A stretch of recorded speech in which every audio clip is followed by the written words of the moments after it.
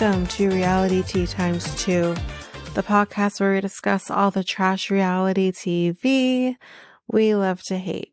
I'm Tanika, and today we are going to be discussing The Single Life, the first part tell-all. It's tell-all season now. We've had a lot of tell-alls between the OG and Love is Blind, and now Single Life, and we have Bachelor. All the shows are starting to wrap up, which is crazy. Hopefully I can add maths to that because I'm over it now. You guys, I'm over it now. This is getting too much. Anyway, before we do hop into the episode, I got some hot goss for you. I have quite a bit of hot goss. So I'm gonna be spreading it between all of the episodes that we have remaining. So we're gonna do like 3 and 3 and whatever else I have left. So let's hop into that. So first thing, Chelsea kind of talked about, kind of what happened between her and Jimmy after the breakup, how that thing, and we kind of got some context though on the show, but she kind of had an exclusive interview with People, so kind of maybe went a little bit more in depth. So she says that her and Jimmy did give the relationship a second chance shortly after he dumped her. She said, we dated for a few days after the breakup, and it was a journey that we were trying to maneuver together. She said, ultimately, though, the two decided to go their separate ways and have not rekindled their romance since. The news will likely come as a shock, though, because we saw, them posting pictures. We saw videos of them, being all cute and cuddly and shit. So we were expecting that they were probably still together. But nonetheless, they are not. Chelsea also emphasized at the reunion and also to People that she had apologized to Jimmy's friend and received a response from them, but we don't really know what that response is from the friend.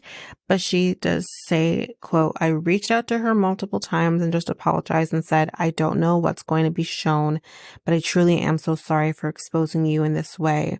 It was never my intention, but this was our relationship and it was a huge issue. Well, here's the thing, though. I love the fact that she apologized for saying what she said about the friend and Jimmy having sex, but you can't say, I'm really sorry for exposing you in this way. I don't know what they're going to say to you, but here is why I did that, because it was so hard. Because all it does is cancel out the apology. Now, I know she is so apologetic. I know that. I'm not taking that from her. But y'all, and we're all guilty of it. I'm not saying that, but can we try to apologize for something that the other person had no control over? Okay? Because, come on, she didn't. Come on. She didn't have, maybe she had control in having sex with Jimmy, but she didn't have control in what Chelsea was going to say or not say.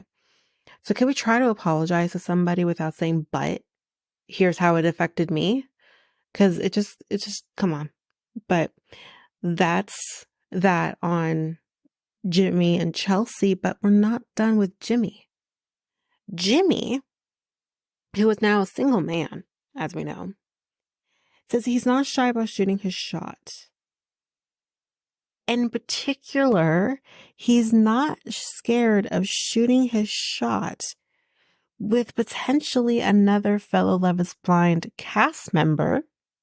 And that cast member, hold on to your butts, people, because that cast member is AD. Yeah. So during a conversation that he had with E! News, Jimmy spoke about the reunion, his relationship with Chelsea, and his feelings about AD, adding, we'll see when asked about a future with AD.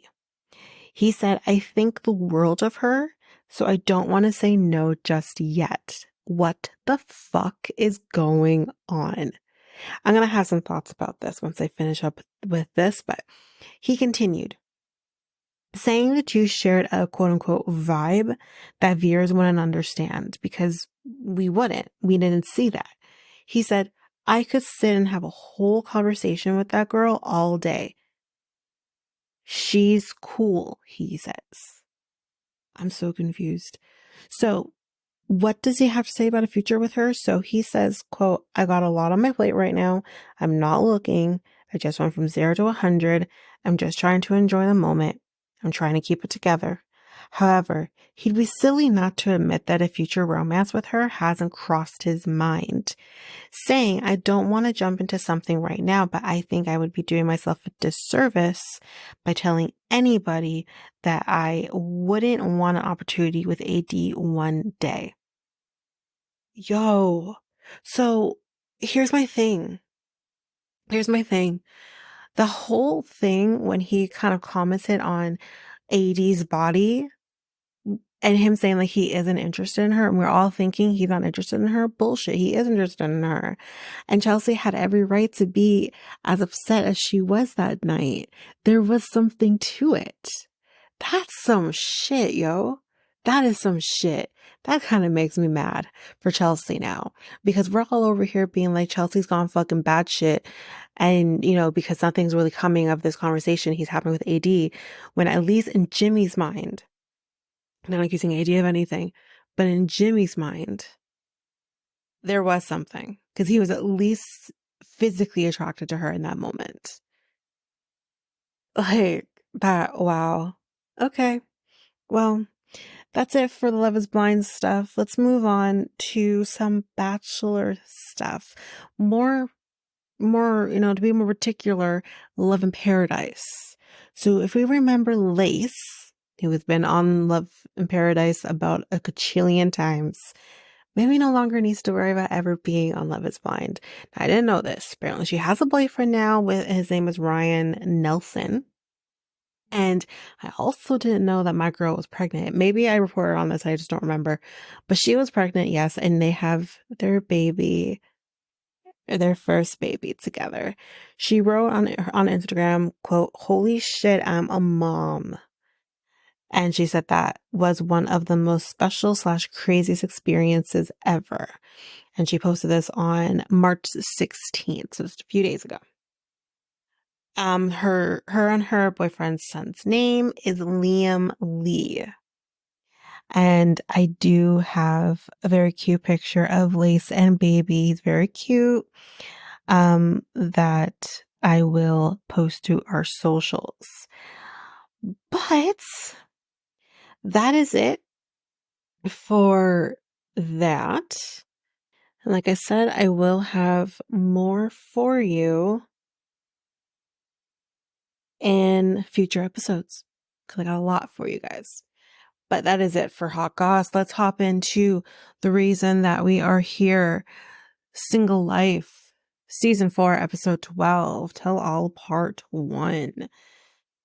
Okay, let's get into it. So, we are here again in New York City. I'm not going to get excited because we were just here in the last tell-all, so we're here in New York City. Chantel does not give a fuck about anyone and how they feel, okay? She doesn't give a shit. She's here, she's single. She hasn't been at the tell-alls being single before, so she's here to live life. That's what she's going to do. She said she hasn't seen Giannis since Greece, so have you guys talked? Have you video chatted? You haven't seen him at all? Because she says, I'm excited to see him at the tell-all, which makes me think she hasn't even had a video chat with him since being in Greece. That's interesting. She says he tickles her loins, and I said, fuck my life. So let's move on. Debbie, when she gets here, because I'm not going to go through everybody when they arrive, but when she gets here, she's like, wow, New York City. Oh, she's so excited. But she is dressed like fire. So she says she's going to dress like fire. She's going to dress, she looks like a goddamn, is it Phoenix? Phoenix is the one that burns up and and comes back alive in its ashes. That's it. Yeah, Order of the Phoenix. Harry Potter fan. I just unleash that. Order of the Phoenix, because Phoenix. Yeah, okay. This is Phoenix. There we go. And she says also she found some stuff out about Ruben that she needs him to answer to. What did she find out? He has a girlfriend, doesn't he? He has a girlfriend. Yeah. Oh, okay. We're gonna figure that out. Veronica kind of talking about the drama that could potentially happen between Jamal and Tim. She said, "I'm not gonna fucking deal with it. I'm out of it. Just not my horse, not my race, or is it not my clown, not my circus." Like she's just kind of going through like it ain't my fucking problem. She's not about it. Um, so we're kind of sitting down out in the green room, kind of waiting for everybody to show up. And Tyray says, he's curious about Chantel, how this kind of journey of her searching for love has kind of been. And Tim, before we get into what Tim has to say here, Tim's shoes are really interesting. Um, uh, I don't know, kind of. I think somebody needs to give him some knee-high boots because I think he'd look better. Anyways, Tim kind of says that like it just kind of feels like she's not fully doing maybe the correct things, which we'll get into more during the tell-all, the actual tell-all. But Tyray actually has something that's pretty astute that I think he's definitely on the right page with. And this is not pertaining to Chantel. This is not moving over to Natalie, because he says about Natalie, it feels like she is in Rome, kind of wanting these men to fight for her. You hit the nail right on the head, Tyray, because that's exactly what she wants. Tim and John also tell Tyray, listen, we saw your little thing about how you thought your first time would go, how you're going to be going to like the kitchen, to the laundry room and all this shit, and you think you're going to last for like a million hours. John's like, dude, 3 pumps, you're done. 3 pumps, you're done. Like, it's not going to be this extravagant thing. Honestly, it's never that extravagant thing. Are you kidding? Like, I can count probably on one hand the amount of times that me and my boyfriend have gone from one location to the next location to this location. Like, it's just not a thing. It's either we have sex in one spot or in the bedroom or whatever. That's basically how this goes. It's not always this all day affair. Again, can count on one hand the amount of times you have this all day affair where you're just going from one thing to the next thing and all this. Like, it's just not normal. And this is a person who, who has the experience, who has been having sex for X amount of years or whatever. Tyray doesn't have that. And he hasn't, he's not going to be this ever maybe be this person who has that stamina. It has nothing to do with his weight. It's just that, some men have it or they don't have that stamina to go that long all the time. But for your first time, it's not going to happen. It's just not. And not only that, but he hasn't experienced, that time in your life, in your 20s, you're just kind of going like crazy and shit. This guy's in his 30s. And I know everyone's different, but just kind of seeing like, I'm a woman in her 30s who dates men in their 30s, who maybe start dating men who were in their 20s. Their stamina goes down. This is not how it used to be. So there's a lot he needs to take into consideration, but he just doesn't understand that.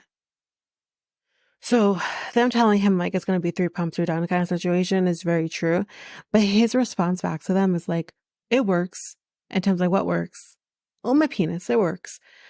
Okay, because you're beating off to whatever the fuck and you think your penis works because of that, that's totally different.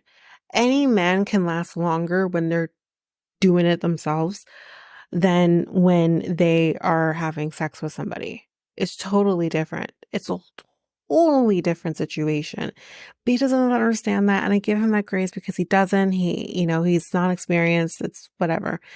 But it's just, my guy, you're not gonna last in the way that you think you're going to. And then Debbie comes in and she's kind of like, oh, so scared of Tim. He's so intimidating. He kind of looks at you with these piercing eyes, kind of looks like it's full of disdain. And Tim's like, it's just my resting bitch face, because he does have a resting bitch face. But I've heard that Tim is a very nice person.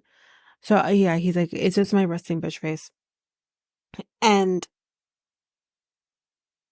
then I believe it's Natalie that kind of says that, yeah, you do kind of like come across as very arrogant. So now we're just teaming up on Tim here. Don't do that. Don't comfort him. Don't comfort him. Like, leave Tim alone, honestly. But yeah, Debbie is then kind of saying how, you can tell that she wants to come for Chantel, kind of talking about her makeup team and, she's not there in the green room with them. And, she's like, it's like, oh, it's just like royalty or something. And then also kind of probably bringing up the fact that she very much went out there about not wearing underwear in Greece. But here's the thing. Just I don't quite understand it just because I don't get it. Who gives a shit, honestly. Chantel's she's not a celebrity. But in terms of this show, in terms of this franchise, she is a celebrity. She's been a part of this franchise for however long. I can't remember the season she started off on OG, but she's been a part of this franchise for the longest time. Not only that, then she had her own fucking show for 5 seasons or whatever it was. Like, she is 90 Day royalty. She is. And it shouldn't be any surprise that she does have a makeup team or, I mean, I don't like that she's not in there in the green room with them because it does give this air of I'm better than you. I don't like that. But we don't know if she was still getting ready up until the last second and didn't have enough time to come into the green room.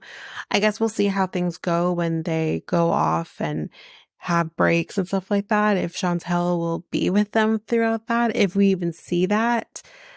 So I guess we'll see how that goes. But yeah, we'll see that we're going to kind of be coming for her. I do want to say here, everyone's look on this tell-all, there's not one person that I can look to and say, you look great.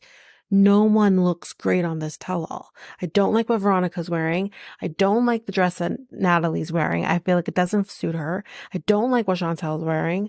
Who else was there? Who else was there? I can't remember who else was there, like female-wise.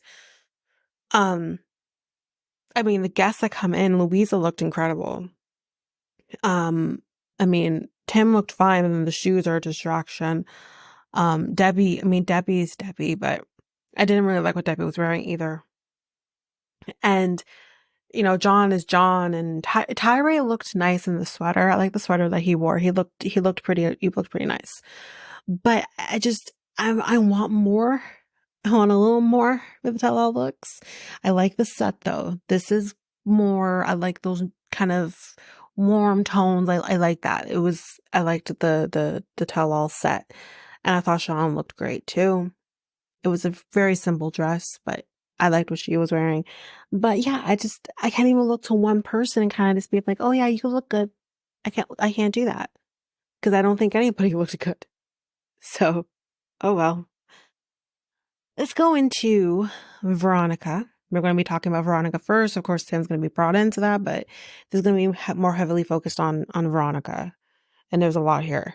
So we got Jamal and Luisa here. They're still out in the wings, kind of waiting for them to come out. And what we do ask first and foremost, how are Tim and Veronica? How's their relationship? And their response back is, well, we don't hate each other today, so that's good. High five.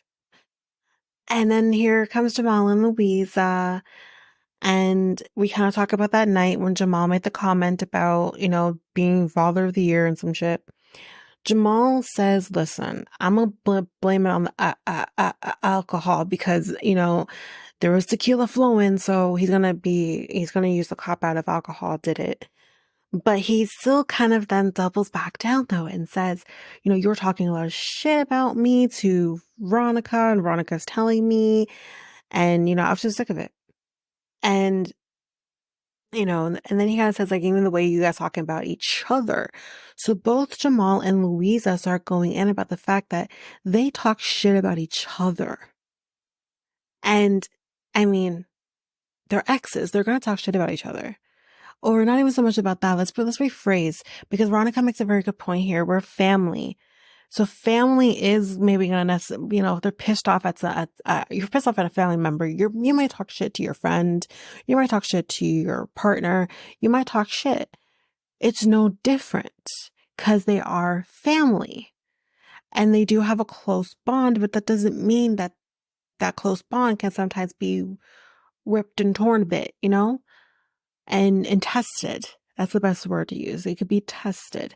So they're kind of jumping on this thing of, well, they're acting like they're best friends, but they really actually hate each other.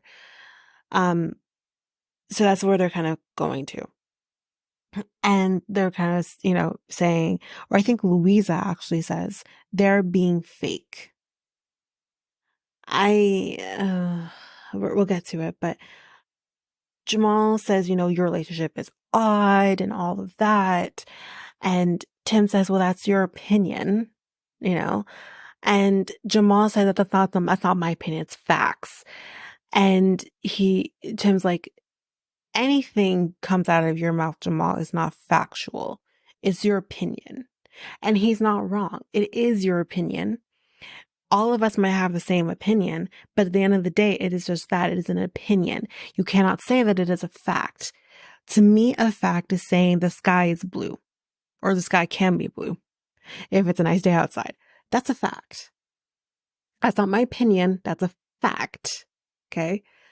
Saying someone's relationship or friendship isn't what you think it should be is not a fact and is an opinion.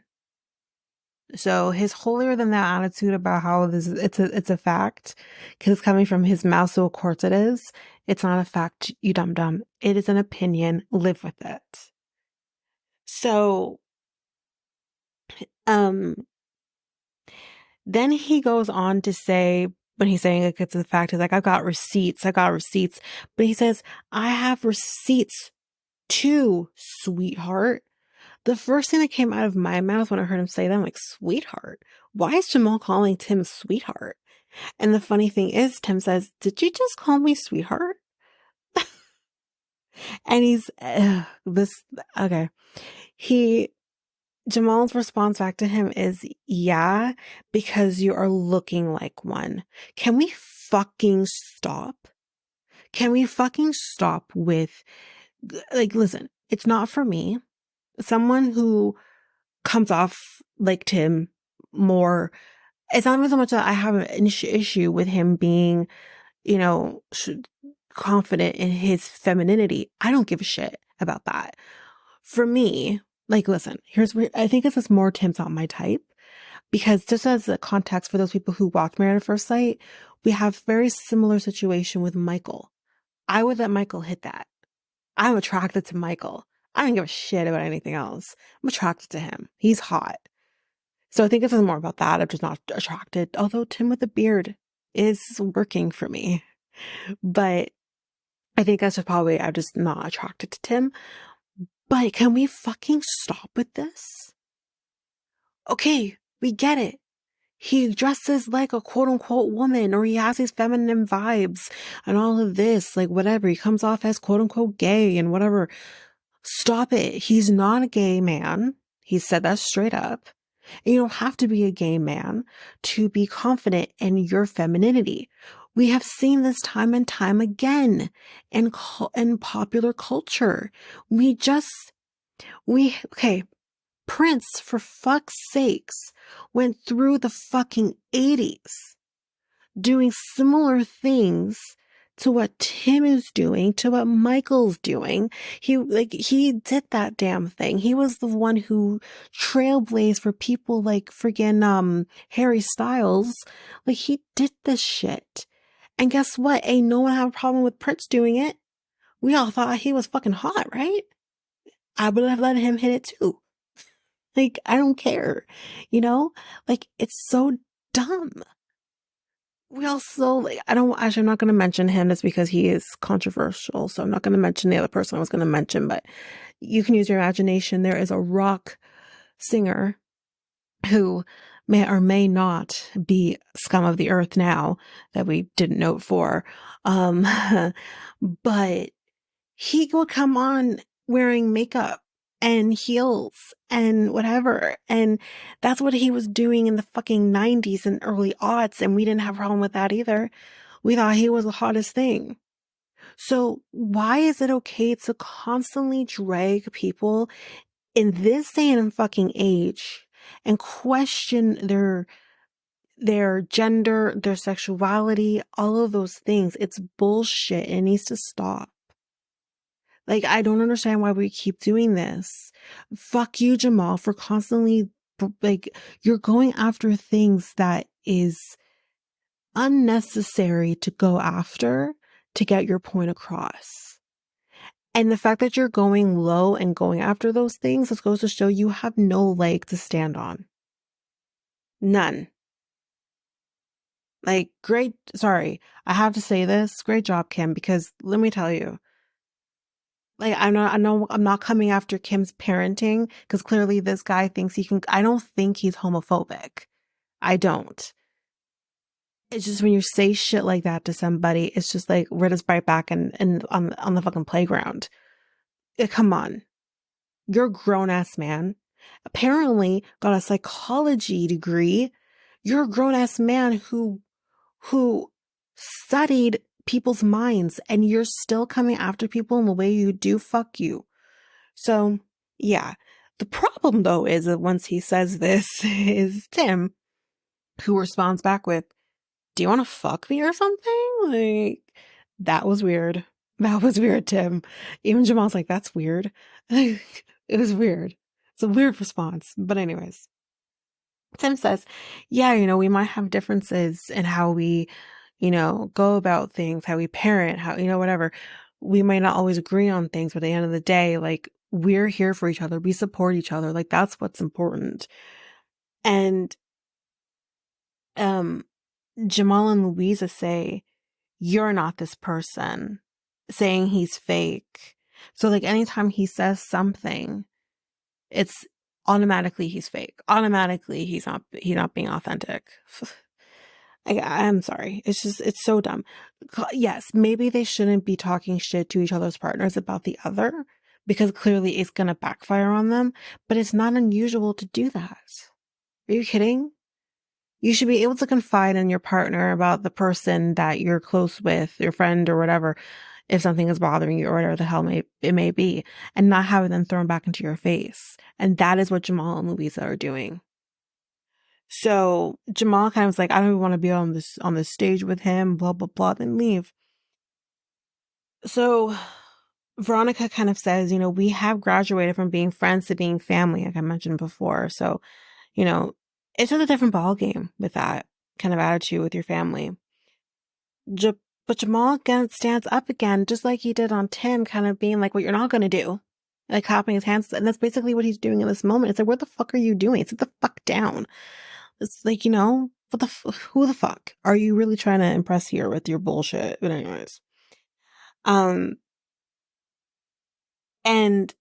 he's like, on Instagram, you're just acting like you guys are best friends and you're not. And it's so dumb. Then John says, listen, if you guys shut the fuck up and actually listen to what the fuck they're saying, they literally said that their relationship isn't what it was 5 years ago. Maybe 5 years ago they were closer. Maybe 5 years ago they weren't. I don't know. But they're not, they're literally acknowledging what they are now. It's not what they were before. So maybe calm the fuck down and actually listen to what they're actually fucking saying.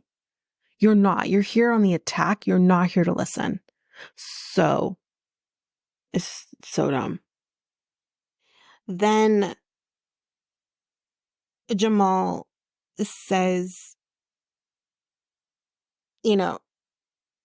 says how Veronica said, he is a narcissist, which, well, I don't know if narcissist is the right term to use. I don't know Tim enough, but I don't know if narcissist is the right term to use. Maybe he is arrogant. That's for damn sure. He is arrogant. Natalie got that correct. But I don't know if narcissist is the right word to use, but so yeah. And apparently then Luisa says that Tim would say that she's a drama queen. Both Tim and Veronica are like, okay, yeah, we say that to each other.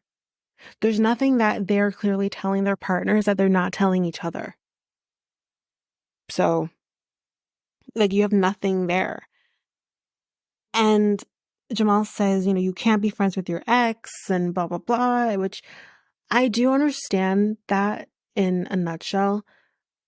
I mean, I am friends with my ex, but I wouldn't consider him my best friend. No, that's allotted to my partner. But And at one point it was allotted to him when he was my partner. But yeah, I'm friends with him in the sense where we check in on each other, say hi, how are you doing, all that kind of stuff. Like that's about as far as that communication will go.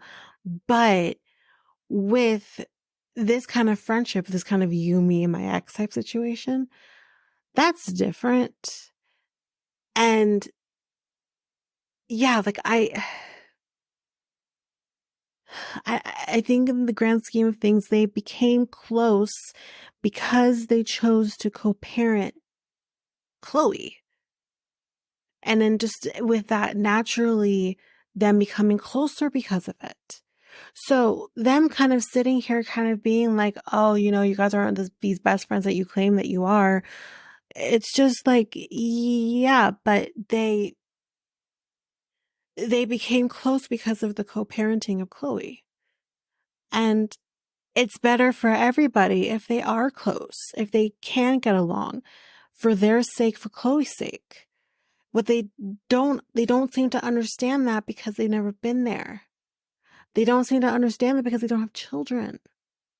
And honestly, I know there's probably, maybe not everybody would agree to be best friends with your ex, but if you could be close enough and have that mutual respect at the very least with the person you've shared a child with who you're no longer with, then you've hit the lottery. That's what they don't seem to understand. So, yeah, should there be clear boundaries between them when it comes to the relationships? 100%. But that's not going to mean that they're going to, Tim shouldn't be walking in her house saying, okay, let me escort this guy out your house. Like, that shouldn't be happening. But, there does need to be clear boundaries. But the core part of their friendship isn't going to go away because these two dum-dums wanted to. So let's now talk about, the breakup between Veronica and Jamal. So after the last day of filming, when we saw her taking him to the airport, she just kind of said that he was supposed to be coming back for an extended stay in North Carolina. So that was supposed to happen. He ends up texting her. We don't know how far after his return back to San Diego, but he ended up texting her, basically telling her, I have to cancel, I can't come. And what he is kind of saying context is that there was some stuff going on with Kim. So he couldn't go to North Carolina for a long period of time. And Jamal kind of, or we're not got to Jamal's side yet. We're still finishing up with Veronica's side. Veronica said that basically when he texted her that he couldn't come, he didn't give any explanation. And when she asked for an explanation from him, he basically said, I don't owe you one, which is bullshit. That's kind of horrible. But he said he didn't owe her one. She gave him a few days to kind of figure things out. And then she eventually messaged him, kind of said like, what's going on, blah, blah. And he apparently texted her back with, take care, peace sign, basically deuces. That's deuces. He's basically saying take care, deuces, which is basically take care, fuck off, leave me alone. Right? Now, I haven't used deuces in about 10 years. Really and truly. But anyways, that's what he did. So she's like, okay, so I guess that's it. They're done. And Jamal's side of the story pretty much is consistent up until the part of where he said that he couldn't come. He says that when he told her that there was stuff going on with Kim, he couldn't come. He says that Veronica responded back with, you don't need to stay there with your mom. She's grown. She can take care of herself. Just come and see me.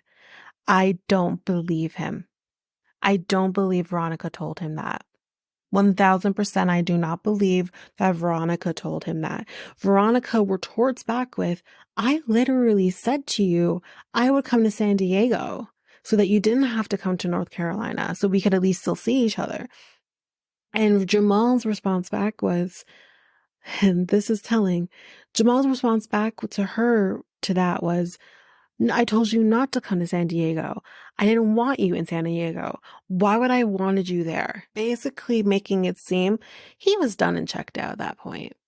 Because I feel like even if she were to stay for an extended weekend or for a week or something, I don't know what was going on. We don't know what was going on. We do know, because he does say, like, my mom had to sell her house. We do know that Kim had to move from where she was living with her mom to where she's now living now, because we've seen that on Pillow Talk. That I don't know if that is in the same thing, because again, this was filmed a while ago. And I would say that Kim probably moved within the last year or so, but I don't know if that's what he's talking about, or if he's talking about when, like, is something going on since she's moved to the new place. Don't know. So, but if that is the case and there was a move kind of happening and maybe happening and, you know, quickly, then yes, Veronica does not need to be in San Diego. You can wait this out until he's done dealing with what he's dealing with. But I still found it very telling that he says, like, why would I wanted you here? Like, he was done. He was checked the fuck out. So, yeah, that's basically how that kind of went. But Jamal says, like, I didn't ghost you. You know, I didn't break up with you over text. And so Veronica says, okay, then when did we break up then? According to you, when was the end? And he's like, well, I didn't break up with you. So Veronica's response back was, oh, we're still together? Okay, baby. Okay, we're still together then. Like, you clearly broke up. You clearly broke up. So him and you broke up over text. The least you could have done is pick up a fucking phone and say, you know what, this isn't working. Like, you couldn't even do that. You broke up with her over text message. That's fucked. But yeah, that's kind of the gist of that. Veronica does say that Tim has been really helpful throughout the breakup. Tim does say, like, this really hurt her. This really, like, affected her, this breakup. And it's been a really tough year for her since this has happened. But then we kind of go into this weird area where we're now going to be talking now about how Veronica talks shit about Jamal. So he says, like, you know, he kind of knows to some degree that, oh, I'm sorry, I'm going to back up because I almost forgot that. Sorry, guys. Jamal kind of says in response to this whole breakup over text thing, he says, I texted you after 2 weeks after that happened, and you just basically told me you were at peace. And apparently she told him, like, to leave her in her peace. Like, of course, like, if it's done, it's done. But apparently this is kind of where we get to now, where he kind of says, like, she would talk shit. He says, like, you would say how, like, I don't have a job and, you know, all this, like, basically saying, like, he's not worth shit, that he doesn't have a job, and that he lives at home with his mom. If this is true, that's fucked. Because he says, well, I mean, we've heard rumors about him quitting his job after this whole thing, kind of, since Kimberly's been on the show. But in terms of him moving and living with his mother and kind of using that against him, he says, I moved from New York back to San Diego to be with my mom. I'm the only fucking family she has left. And if we all know, her mom died not long after she first met Usman. Her sister died. She literally has no one left but Jamal. So Jamal, being the good son that he is to her, because the least thing we could say, he might be a horrible boyfriend, but he does seem to be a great son. The least that Jamal could have done was move back to San Diego to be with his mother, to make sure that she's going to be okay. That was the least he could have fucking done. So he's like, for you to come after me and say that I'm not worth shit because I live with my mom is bullshit, because I was living on my own, taking care of myself in one of the most expensive cities in the country. So that's bullshit. So I do have to agree with him, and I wouldn't put it past Veronica, because I think any woman I wouldn't put that past any woman to kind of say, oh, you ain't worth shit because you live with your mom and you don't have a job. It kind of making it seem like he's a squatter. When that's not at all what happened. We all remember in the first season with Kimberly that he was living in New York. And that's not a cheap place to live. So that is bullshit if that is what she said. And she needs to look at the bigger picture to kind of be like, oh yeah, not a great choice for me to, kind of come after that. So then Luisa decides that she needs to put her 2 cents into all of this and says, me and her went out drinking one night, and Veronica apparently was talking about how, like, she got drunk and she was talking about how, she can't believe that she's with Jamal. And she called him trash, apparently. And Jamal's surprised by this. He's like, oh, you did? You called me trash. And Veronica's like, I've never called another human trash before, which is bullshit. I'm sure she has. And Luisa says, you've said it about Tim. And Jamal says, yeah, you have said it about Tim. So clearly you are capable of calling a human trash, and you probably did call me trash, especially if, like, maybe what he was saying before is true. Not looking great. But yeah, apparently she said this about him.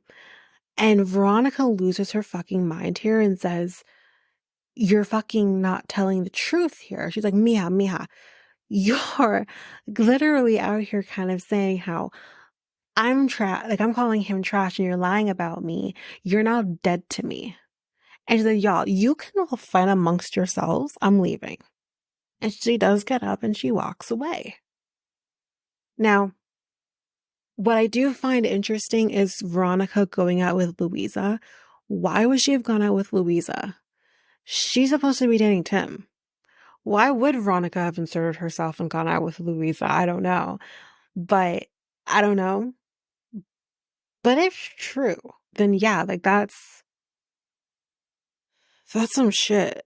But I don't know if it's true that she went out with Luisa. I just find that really interesting. I don't know. Okay, but when she dips, and mind you, because I kind of start off saying mija, she says the whole thing in Spanish. And I guess for the single life tell-alls, they don't have translators like they do for, like, the big ones.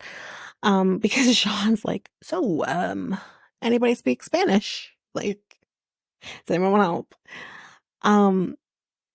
But she does come back, Veronica. She does come back. And Jamal does say, yeah, I know I can run away. From situations. I know I don't handle situations right. I could have handled this breakup better. I apologize for my part in that. And, I could have done better. And Veronica says, I appreciate that, whatever. And we're done. Debbie, worst takes ever. Debbie comes in and she's like, oh, I think that this could be rekindled. And both Veronica and Jamal, without a beer, like, nope, we're good, we're done. So, no. And Debbie's like, you never know. No, Debbie, it's done. It never should have been a thing to begin with. So, anyway, that is it for Veronica. There's a lot here with them, but we're going to take a quick break here because I talked for a good 45 minutes so far. We're going to take a quick break here, and when we come back, we will jump in with the remaining parts of the tell-all. Have you ever thought of starting your very own podcast? Doing the research, I found something that would have made editing easy and seamless and makes the podcasting experience just that much easier. And I am talking about Ludo. This is a podcast software that I use for our editing of our episodes. It is amazing. It is easy. You're also able to get help from doing chats and getting the information that maybe you just need a little more help with. They also have access to different articles that can also help you that have been just godsends for me. Also with the Ludo, you can create clips, you can do your ads, that's like this very one I'm doing right now, and you can create your trailer very seamlessly. just by the clicks of buttons. You can also use Ludo to publish your episodes just straight from the software. It's so easy. I highly, highly recommend it. You can get access to Ludo by using our unique link, which you can find on our show notes, just down there at the bottom at the show notes. And you can get access to an easy software. And we are back. So, Tyray. Let's jump in with Tyray. So, Tim asks, kind of not going to go through every little bit here at Tyray because they had a really short season, so we're not going to talk about him forever. Tim does ask Tyray, why are you so afraid of rejection? Because the worst case scenario is someone can say no to you. What I do want to say, though, as with him being overweight, being a plus size person, it's just a different boat when you're being rejected. But the thing is, again, I would consider myself to be more on the chubbier side of myself. The best thing that you can do is put yourself out there, go out there, whatever. Tim is right. The worst case scenario is if someone says no to you, right? But the more people that say yes to you and show you that attention and whatever, the more you build up that confidence and the more you'll feel comfortable just going out there and doing what you need to do. So I think him going to NOLA and going through that process really did help, but he just has to put himself out there and he's going to be fine. But it is the worst case scenario is that someone will say no. So John kind of says, like, you might encounter people who may feel like you maybe not their type, but there's nothing wrong with that. It's just you're just not their type. That's all it is. And that is rejection for you. That's a part of life. So Tyray is still a virgin. He seemed to not want to have to really talk about it, which is understandable. There's only so much you can keep saying I'm still a virgin. But Natalie is like, don't be ashamed. Be proud of it. So you're like, oh, okay, Natalie, I like what you're saying to him, until she then says, you're a clean person. And I said, oh my God. So because he's not having sex, he's clean and pure, I guess. That felt gross. But anyways, along with that, we hear Debbie being like, good. And her kind of saying that, he shouldn't have to stick, be searching in a storm for a port, whatever the fuck she said. And she's like, he shouldn't be having to find like every port in the storm, right? But it's kind of like, but Debbie, would you still be 30-something virgin? Probably not. So it's just that I didn't like her kind of being like, good, that you're still a virgin, good. Like, it's just, maybe he doesn't want to be a virgin anymore. And he doesn't want to be a virgin anymore. He doesn't want that to keep being his thing, right? So I didn't like that either. But what I also didn't like was John kind of being like, one night with me and we'll fix it. Maybe it doesn't have to be every port in the storm, but maybe some. Don't really like that either. But at the same time, it's like, there's nothing wrong with having sex with maybe people you're not necessarily going to be in a relationship with or have a long-term relationship with. That doesn't make you less of a person or make you less of a good person. It doesn't. So we're all just kind of assuming he gets a taste of the sauce and he's going to be a shit person. There are people who get a taste of the sauce and still are great people. Like, come on. Anyways, Tim also kind of says to him, like, kind of talking about the F-boy part of it all. And kind of saying, like, his brother kind of saying you need to have, like, be like an F-boy. That's not the way to go. But at the same time, Tim says, but you're also friend zoning yourself right off the bat, which also doesn't help with you kind of past that and actually being with someone who you could be with on an intimate level. But we get it from Sean here. Everyone, you better just be seated. Be ready for this shit if you didn't watch the episode. We then get from Sean, there is this guy in this faraway land, okay, who talks about the fact that he's had multiple partners, somewhere around 2,500. And everyone collectively, me here at home, they're on the set. Everyone else are like, oh, fuck no. Oh, no. It hasn't been long enough. No, we're not ready for this. But none the fucking less, we welcome Sarper, who's here to give Tyray advice on how to fix his situation. Oh God. Like I said, guys, this is going to be fucking great. This is peak Sharper. This is peak Sharp. Yeah, it is peak Matt Sharp. But this is peak Sarper. And this is fucking amazing. So,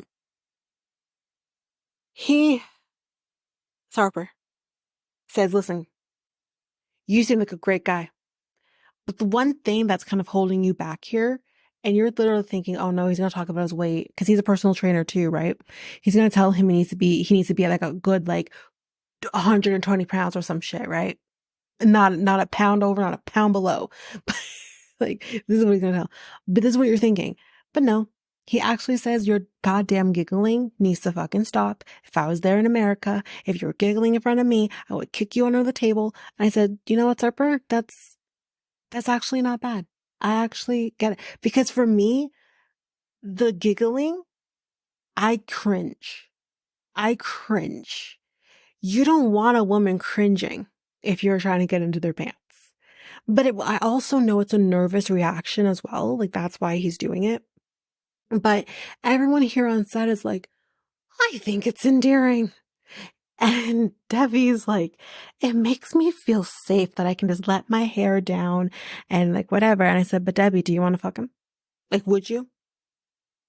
Like, that's the whole point here that we're trying to talk about, is we're trying to make sure he's not even so much sexually desirable. He's not a bad looking guy. He has the necessary equipment to do what he's got to do. Okay. It's not about that. It's about the fact that he needs to have the confidence in order to have potentially sex with somebody, anybody, right? So, he basically, Sarper says, any creature with a vagina on this earth would not like that. Lord. Then Sarper's like, listen, I'm going to show you my moves. And I said, oh, fuck's sakes. We've seen your moves, Sarper. Please don't. But that's not what he says he's going to do. He says, I'm going to teach you this little maneuver he likes to call the tiger attack. The what the fuck? So he says, if you're going to a restaurant, okay, guys, take notes, okay? I know I have a listenership of men. Take fucking notes, okay? So the men out here, this is what Harper says you gotta do, okay? If you need a little help, this is what you gotta do. You go to a restaurant, right? You're gonna place the woman with her back towards the bathroom. So you first need to know where the fuck the bathrooms are in this place. Especially if you've never been to this place before, you need to know the layout of the land. Okay. So you need to put their back facing the bathroom. So halfway through the date, what you're going to do next is you are going to excuse yourself to go to the bathroom. And when you come back, you're going to come back a tiger. Okay. And you're going to sneak up on them like they're your prey. Very slowly, very elegantly, like a tiger. And then what you're going to do is you're going to hope that girl doesn't clock you in the fucking face when you bend down and you kiss her ever so gently on the neck. Just a quick little, yeah. And hope and pray to the gods that you don't get fucking concussion from the slap that I would give you if you did that shit to me. That's the tiger attack. Okay. And Veronica is literally like, oh my God. Natalie's face is like, holy fucking shit. Even Natalie's like, I wouldn't like that. And Veronica's like, for God's sakes, Tyray, please don't do that. Debbie's like, call the police. Help. We need somebody, like I said, just not just anybody. We need the popo. Okay. So that's his advice though, is this hiker attack, yeah. Um, then Sarper says, being a virgin at 33 is not something to be proud of. What? This fucking guy literally says, you're a fucking dumbass and you shouldn't be proud of the fact that you're still a virgin at 33. Jesus fucking Christ.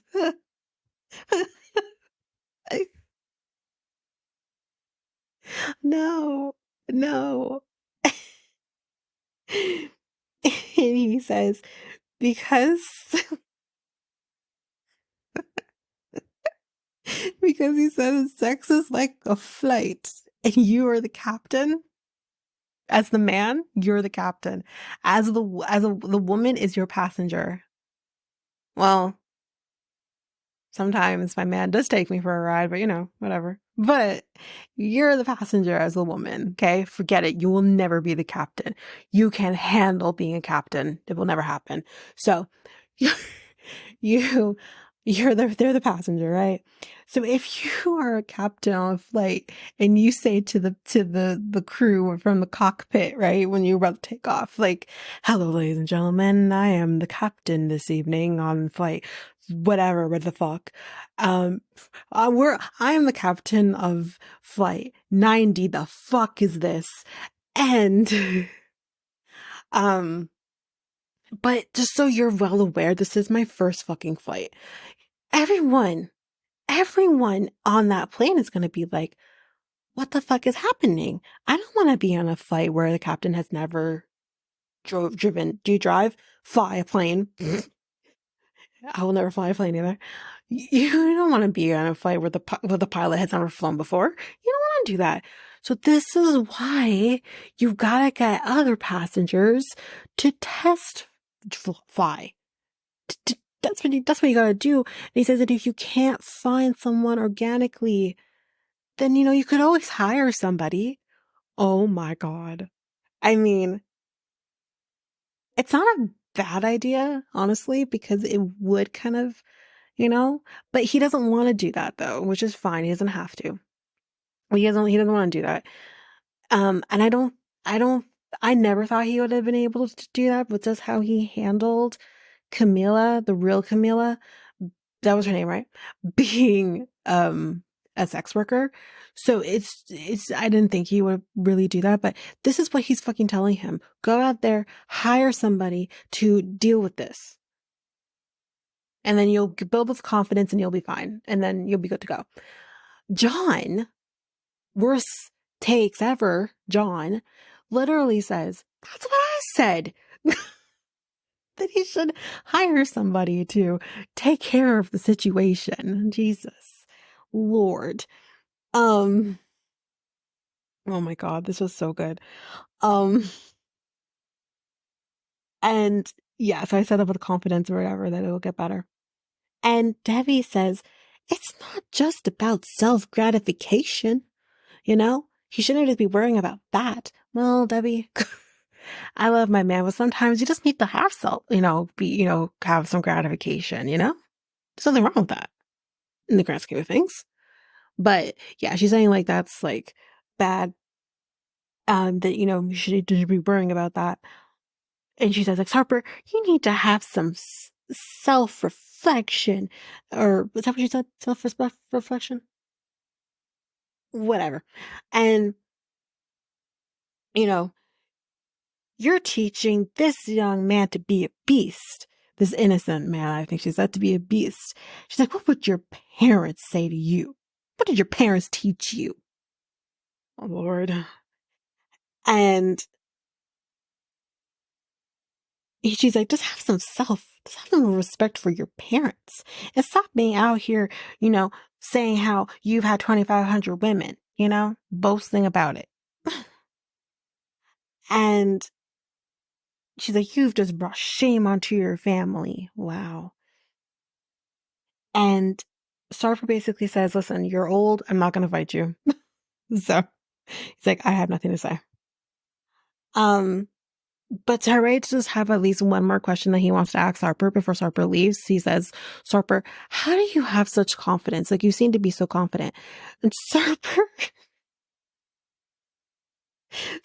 basically says, this fucking guy, Sarper basically says, listen, I go after girls that I know are not going to reject me. That's how I deal with my self-confidence. First of all, how the fuck do you know if someone's not going to reject you? I find it highly unlikely that women have not rejected him at some point in his life. Like, personally, I would fucking reject him. There's nothing about him that's appealing. Okay, fine, he has a great body, but he's not cute, in my opinion, anyways. So I'm just like, really, sir? You just know you're gonna go after people who basically he's trying to say, oh, don't look as good as me, so how could they ever reject me? Jesus. Anyway, that's it for that. We're gonna just gonna take a break on Tyray for now. We'll come back to him later. Let's move on to Chantel, which there's not a whole lot here because we don't really get into it before we don't get into it. So Chantel says, dating at first after the divorce was really difficult. It was new for her, obviously. But she says, this famous artist kind of slid into her DMs and we kind of started thinking, oh, Drake? No. She's actually talking about Waka Flocka. What the fuck? I didn't know Waka Flocka slid into her DMs. She got so close enough to Waka fucking Flocka that she met his mom.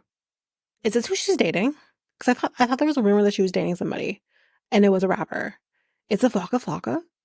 But anyways, yeah. So she kind of got involved with Waka Flocka to some extent. But Tim's like, I heard about Drake though, girl. Like, what's going on with Drake? And she's like, no comment. She's not talking about Drake. I don't know why, but anyway, still talking about Drake. So Debbie says, you have like your laundry list of how you want to have a man who's ripped, a man who's hung, a man all of this, right? You're kind of talking about all of this. But it's just not like realistic or whatever the hell she says. And, you're still fragile from your divorce from Pedro. And I'm thinking, yes, amen. Thank you. Because it's true. She is still fragile from Pedro. Pedro fucked up with her trust. And that's a thing that goes a lot deeper than her going out here finding someone who's just, ready to pow, right? But it then takes a dip. It then takes a little bit of a dip. Because Debbie is like, and you going out there and broadcasting to the whole fucking world and whole fucking Greece that you're pantyless is just gonna send the wrong message. Now, I've gone off on a tangent about Chantel in general, going out here acting like she wants to find a husband, yet she's out here looking more like she wants to find a fling. And honestly, me saying that I don't think she should be trying to find a husband, honestly, I wish she was out there trying to find a fling. Because I think that's what she needs to do. She needs to get that out of her system. She needs to fucking forget. That's what she needs to do. I did it. I did. We all need to, and it's fine. There's nothing wrong with doing that. So I don't have an issue with her doing that. I want her to. But Debbie, Tim, John, everybody, this is so gross, are literally coming after Chantel, basically trying to say, like, you're not acting classy, you're more worried about whether a man is hung, we wouldn't want someone who's, fucked Tom, Dick, and Harry, and all of this. Like, we want women who haven't fucked around or are out there, like, flaunting themselves, the kind of men that you say you want to have. You're not going to attract them the way that you're acting and all of this. And I'm just like, so this is now the bash Chantel. Like, the one thing that I will give Tim that he said here was that you're beautiful. You do not need to use your body to get attention from men. That is true.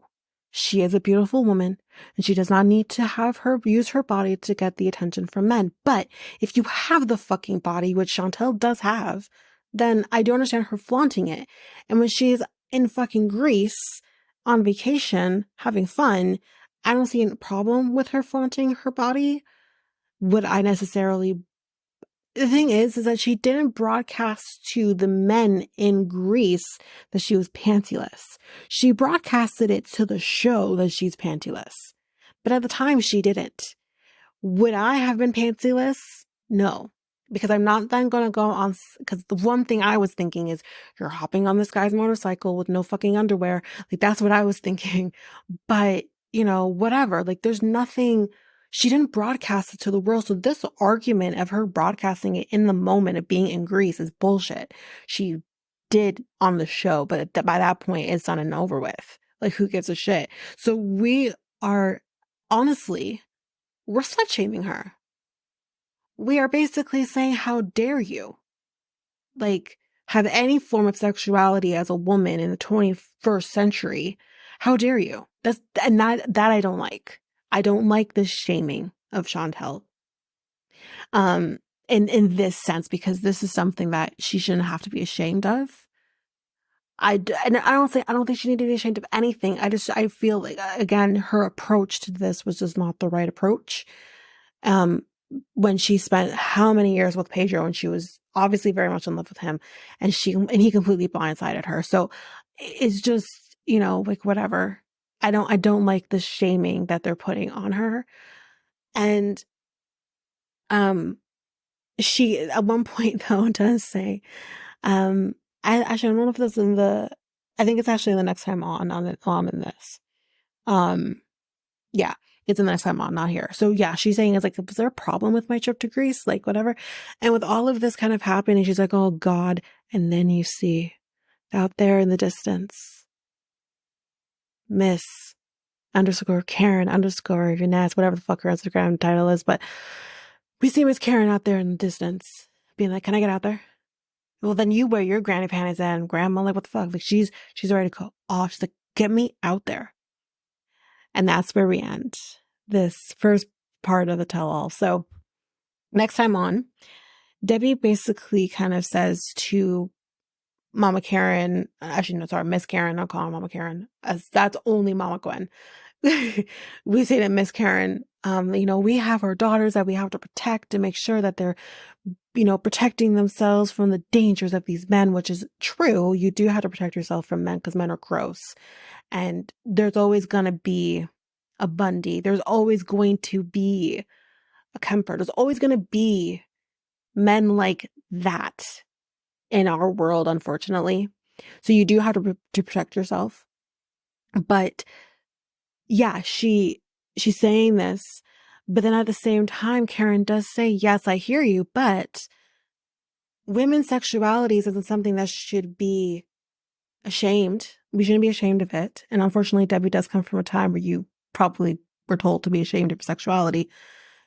Debbie's like, what Karen says, we are all sexual beings and we're beautiful and we should be able to express ourselves as such. And however is comfortable for you. Me, I would be more on the side of caution. That's reserved for my partner, whatever, that's my decision. But, everyone is entitled to do what they so choose and see fit. So there's that.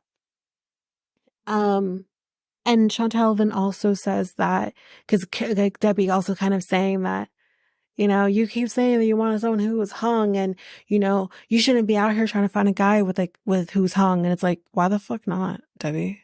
Like, or you shouldn't be, I guess, just focusing on that, which I do understand that. It should be a happy surprise when you find out the guy is, because you're not really focusing on that. But why not? That's what I like. Anyways, and she says that she just wants what she's never had before. And fucking John's like, don't talk about the man when he's not here. And that is not what I've heard. That is not what I've heard. I've heard the opposite of what Chantel is trying to spew out now. But I think also then Tyray also does pinky winky. Don't do that, Tyray. Don't do that. That would be triggering for me if I was Chantel. Don't do that. Josh is here to spew his bullshit along with his Tweedledee and Tweedledum that we just met and only saw them one time. And then we also see Giannis, and Giannis says that he does not believe that Chantel is ready for a relationship. And I do agree with that. I don't think she's ready yet. And that's okay to not be ready. Fuck around and find out. Wait to find out when you are ready. But that is it for this episode of The Single Life. So if you like what you heard, please rate, review the podcast on either Apple Podcasts or Spotify. Also, don't forget that you can also share us with everyone in your life if you really love this. And I do want to read those reviews. I'm definitely getting 5-star ratings, but I want to read those reviews. So send me those reviews and I will read those 4 and 5-star reviews on the podcast. Also, we're on every one of your favorite podcast apps. Every one of them, including you can find us on YouTube at Reality Tea Times 2. If you want to connect with us, you can do so by going to either Facebook or Instagram at Reality Tea Times 2. You can also find us on Twitter, TikTok, Reddit at Reality Tea Times 2 pod. We also have our email, which is at realityteatimes2@hotmail.com. Definitely want to hear from you guys. And we also have our new website where you can listen to all of these episodes. You can review the podcast on there as well. You can connect with me in any way, all the stuff. It's all there, and you can find me there at www.realityteatimes2, all spelled out, .podpage.io. It's there. And don't forget, I also have my other podcast with my friend Mikkel, Next Take Podcast, where we talk about all kinds of different topics. But you can find us on any of your favorite podcast apps over there as well. Or you can also go to YouTube, and you go to Next Take Podcast, as well as our website, which is solo.to/Next Take Podcast. So yeah, there's that, and that's basically that. And again, don't forget, if all of this information is overwhelming, we do have all of the links, everything in our show notes. But that is it for now, guys. Thanks. Bye.